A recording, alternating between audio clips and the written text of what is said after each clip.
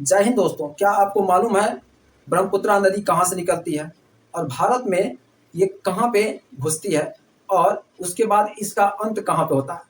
तो मैं इस वीडियो में आपको बताऊंगा कि ब्रह्मपुत्रा नदी कहाँ से निकलती है और भारत में ये कहाँ प्रवेश करती है और कहाँ पे जाकर इसका अंत होता है। तो मैं आपको बता दूं कि ये तिब्बत के मानसरोवर, जो कैलाश पर्वत का एक मानसरोवर झील है, वहां से निकलती है। और ये तिब्बत का जो ये चीन का एक गुलाम देश है और तिब्बत का पुरंग जिला, ये जो झील पड़ता है कैलाश पर्वत का, वो पुरंग जिला में पड़ता है। और जब ये ब्रह्मपुत्रा नदी वहां से निकलती है तो इसका नाम सांगपो है। चीन में इसका नाम सांगपो है, तिब्बत में इसका नाम सांगपो है। जब ये प्रवेश करती है भारत में, तो ये प्रवेश करती है भारत में कहाँ, तो अरुणाचल प्रदेश में। और अरुणाचल प्रदेश हम सब जानते हैं कि भारत का पूर्वोत्तर राज्य है और जहाँ पे भारत में सबसे पहली बार सूर्योदय होता है वो है अरुणाचल प्रदेश, और इसीलिए इस राज्य को अरुणाचल प्रदेश के नाम से हम लोग जानते हैं।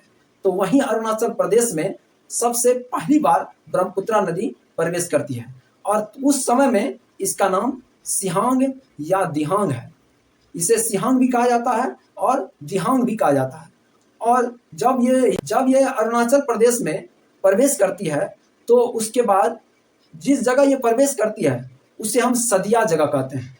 उस जगह का नाम सदिया है। उसके बाद ये असम में प्रवेश करती है और असम के घाटी से होते हुए ये पहुंच जाती है बांग्लादेश।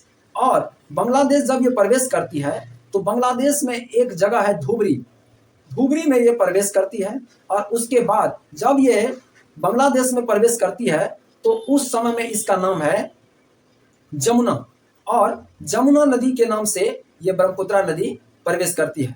और जो बिहार से होते हुए, बंगाल से होते हुए जो एक नदी गई है जिसको हम गंगा नदी कहते हैं, और गंगा नदी जब वहां पे प्रवेश करती है बांग्लादेश में तो इसका नाम पद्मा नदी है। और पद्मा नदी के साथ जब इसका मिलन होता है तो उस समय में इसका नाम मेघना नदी हो जाती है। और मेघना नदी बनकर मेघना नदी के नाम से ये बंगाल की खाड़ी में गिर जाती है और इसका वहीं पे अंत हो जाता है।